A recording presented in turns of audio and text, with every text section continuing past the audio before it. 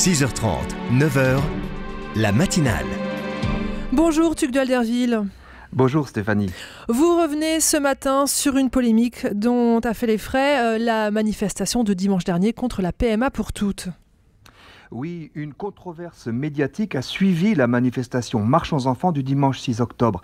Elle m'a rappelé le jour où j'ai découvert que tous les jeunes gens d'un panel dûment recruté par un institut spécialisé n'abordaient l'actualité politique qu'au travers du prisme déformant du petit journal de Canal+ et des guignols de l'info de l'époque.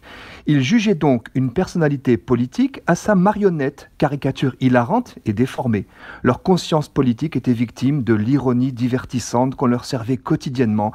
Ils en étaient esclaves. Il est tellement plus facile de rire que de réfléchir. Ce phénomène vient de se produire avec l'héritier du défunt Petit Journal, l'émission Quotidien de TMC, qui fonctionne avec le même Yann Barthès sur la même recette de la dérision. Dans une séquence paradoxalement intitulée Le moment de vérité, la journaliste Salia Braclia a tenté de montrer qu'à la manifestation du dimanche, je cite, « certains disent clairement n'importe quoi ». Elle visait deux porte-paroles, Aude Mirkovic, des juristes pour l'enfance, et Blanche Treb d'Alliance Vita. Aude dénonçait l'effacement du père et Blanche l'embryon transgénique et les chimères homme-animal.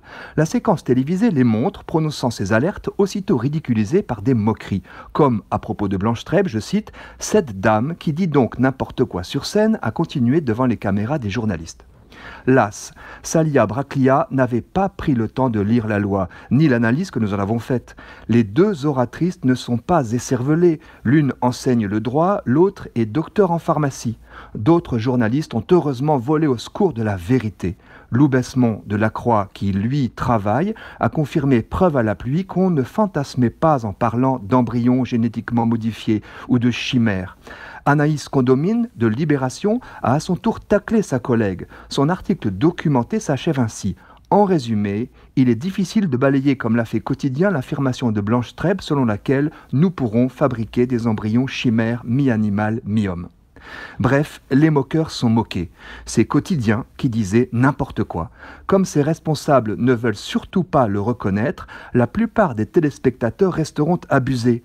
L'ironie gratuite n'est pas sans risque pour la démocratie, car en tordant la réalité, de façon plus ou moins tordante, elle devient vite vile tromperie.